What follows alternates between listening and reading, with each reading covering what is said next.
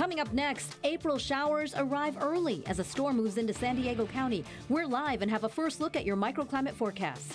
Additional federal funding to improve infrastructure in San Diego can soon be secured. Plus, spring break is here. What's behind the warning against traveling to Baja? How Wild Coast is protecting our coastline with the help of radar. And Girl Scouts San Diego inducts its Cool Women class of 2022.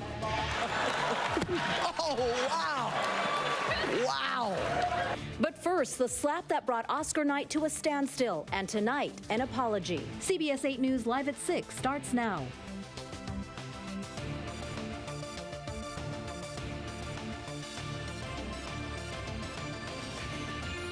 An early spring storm hits the county, and get ready for more rain tonight. Good evening and thanks for joining us. I'm Carlo Cicchetto. I'm Marcella Lee. You're also going to want to bundle up if you head outside and slow down if you're going to be on the roads.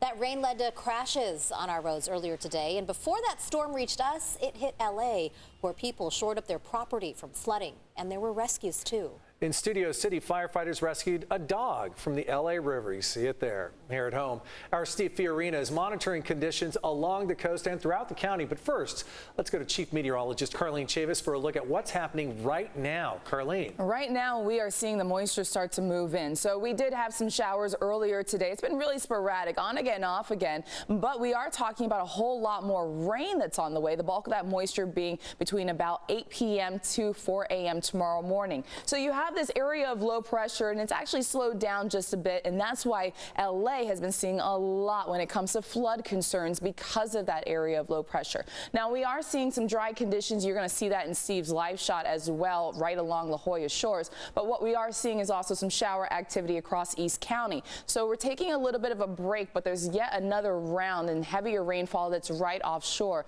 So as far as our rainfall totals so far, over the past 12 hours as of 2 p.m. today, we haven't seen more than a quarter of an inch of rainfall, but we do have more on the way, potentially seeing an upwards of an inch west of the mountains. So you're looking at widespread activity around 9:10 for tonight, and then those heavier cells start to move in as we go into about 11:40. And as I mentioned, that time frame looks to be all the way until about 4 a.m. tomorrow morning for the bulk of that moisture. But as I mentioned, getting a little bit of a break, enjoying some sunshine out there, but we do have the wet weather that's on the way. So Steve Farina is live right now, La Jolla shores. More details on that. Steve? Carlene, it is the lull between the storms. And so what do you do if you live near the beach? You go out to the beach. As you can see, there are a lot of people out here, many people with their dogs, walking and taking advantage of this little bit of a break in the storms that are coming down from the northern Cal and central Cal. We had some incidents, of course, a little before 2 o'clock during the rain on I-15.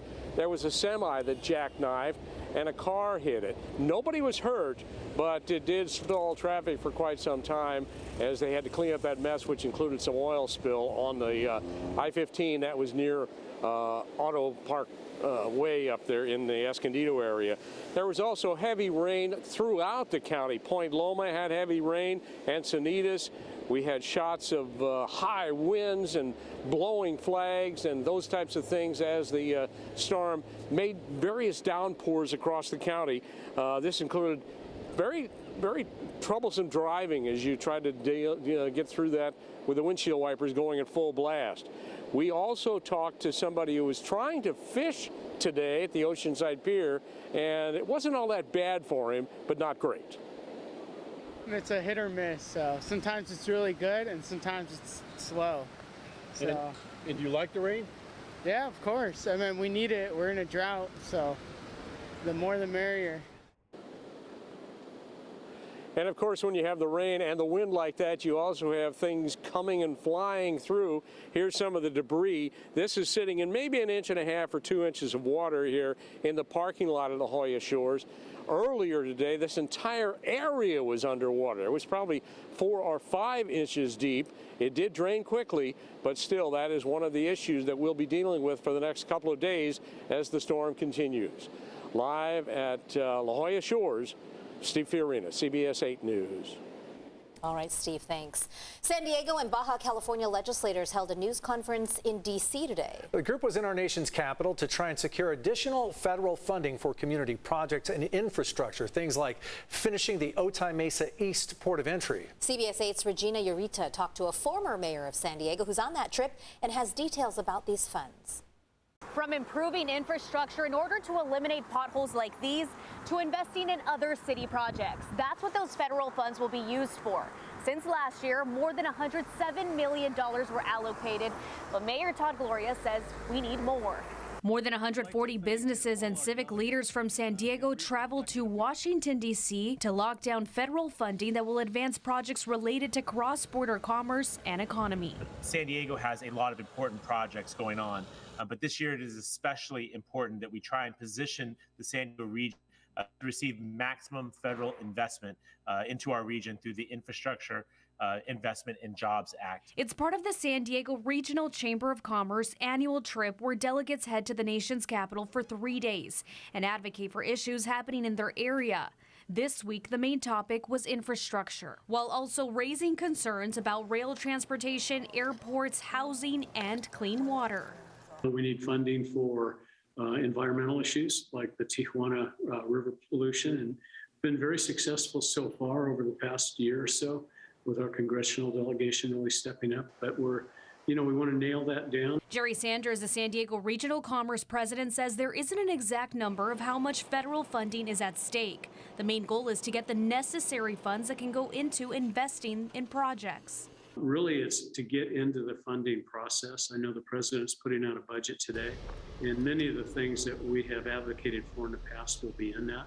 Like the new Otay Mesa East Port of Entry project happening at the border. It's meant to ease longer wait times for travelers and strengthen cross-border trade. Border wait times have significant impacts on our region and are causing challenges for both our economy and our air quality, and also quality of life for everybody who lives in the area. One of the next steps of the project is knocking down the border barrier between Tijuana and Otay Mesa to construct the entryway of the port. But with huge investments like this comes larger construction that needs funding, which is why the visit will last 3 days, and by that date, civic leaders hope they can allocate the necessary funds. For CBS 8, I'm Regina Urita. Thanks, Regina. Thousands of California grocery workers at Albertsons, Vons, Ralph's, and Pavilion say they are one step closer to going on strike. Over the weekend, United Food and Commercial workers from several unions voted to authorize a strike if necessary. Our members right now are barely making, some of them are making $2 above minimum wage, and that's not acceptable. We got career people that have been there 20, 30 years with the company, dedicated their lives to doing this job, and $2 above minimum wage is not okay. On Wednesday, both sides will return to the table to try and hammer out a deal. If they don't, a strike could happen as soon as Easter Sunday, which is April 17th. An early morning house fire in the Talmadge neighborhood caused at least $1 million in damage. Fire investigators say the family dog woke everyone up with smoke and flames spreading from the garage to the attic of the home. A couple of cars in the driveway were destroyed, but no one was hurt. 8 fire trucks responded to that call. Investigators think it's an accident, but they haven't yet determined the cause. The State Department has issued a travel advisory for Baja California, saying high crime rates and kidnappings may put tourists at risk. CBS 8's David Gofferson spoke to a veteran Tijuana journalist about the risk to Americans in Tijuana and Rosarito, especially during spring break. A high homicide rate in Tijuana, along with kidnappings and other crimes in the border region, resulted in a State Department warning earlier this month. Travelers should remain on main highways and avoid remote locations, the travel advisory said. Violent crime and gang activity are common. U.S. citizens have been victims of kidnapping. But not everyone agrees that American tourists are being targeted. The risk is there, but not particularly for tourists. But if you are in a new area where you are not that familiar with, you are also exposed to that danger. Veteran journalist Vicente Calderon with TijuanaPress.com says for the most part, tourist areas of the city are safe.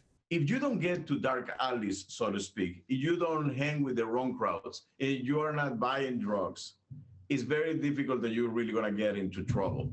When it comes to spring breakers, Calderon says it's alcohol consumption that leads to trouble. Most of the problems with the spring breakers are among themselves. Spring breakers fighting with other spring breakers. The spring break crowds have moved from downtown Tijuana to Rosarito Beach over the last few decades. Calderon says Americans need to know the laws in Mexico. It is against the law to drink on the streets. It is against the law in Mexico to drink on the beach. With moderation and common sense, he says, trouble can be avoided. Most of the people will be safe and going to be back after having a good time in this side of the border. The State Department also reminds travelers it's a good idea to make sure your passport is not expired before leaving the country. Back to you in the studio.